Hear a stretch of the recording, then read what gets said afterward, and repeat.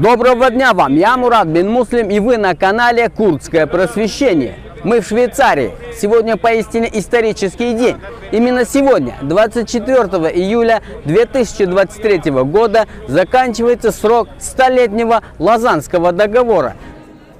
Напомню, что 100 лет назад, в 1923 году, в Швейцарии, в городе Лозанна, 10 стран заключили мирный договор. Этот мирный договор обернулся погибелью для курдского народа. Исторический Курдистан поделили на 4 части между Ираном, Ираком, Сирией и Турцией. Во всех этих странах до сих пор запрещают курдский язык. Учителей курдского языка вешают, сажают в тюрьмы и расстреливают. А этого курдского юношу убили в турецкой столице Анкаре только потому, что он слушал курдскую песню. Его звали Барыш Чакан, ему было всего 20 лет. И вот таких курдов называют террористами, сепаратистами и так далее. А в 1988 году Ирак применил химическое оружие массового поражения против мирного гражданского населения города Халабджа. В итоге погибло 7000 курдов. Беда этого договора коснулась и курдов СССР. В 1937 и в 1944 годах Сталин репрессировал курдов с Кавказа на территорию Средней Азии. Десятки тысяч людей погибли тогда. Эти и многие другие зверства происходили с курдским народом, в частности из-за этого договора. И сегодня, 24 июля 2023 года, заканчивается срок действия этого горе-договора.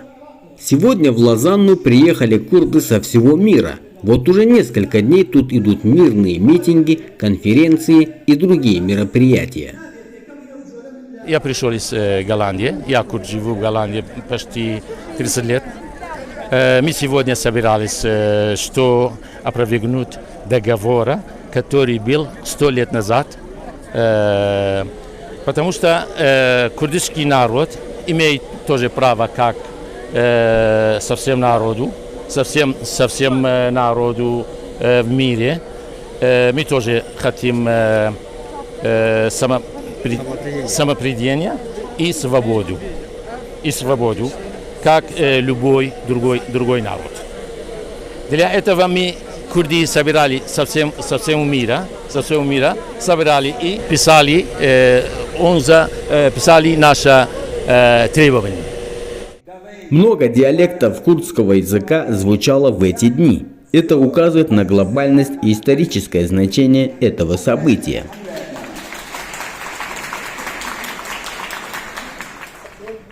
Курды все очень разные, но для достижения своих целей им нужно только единство.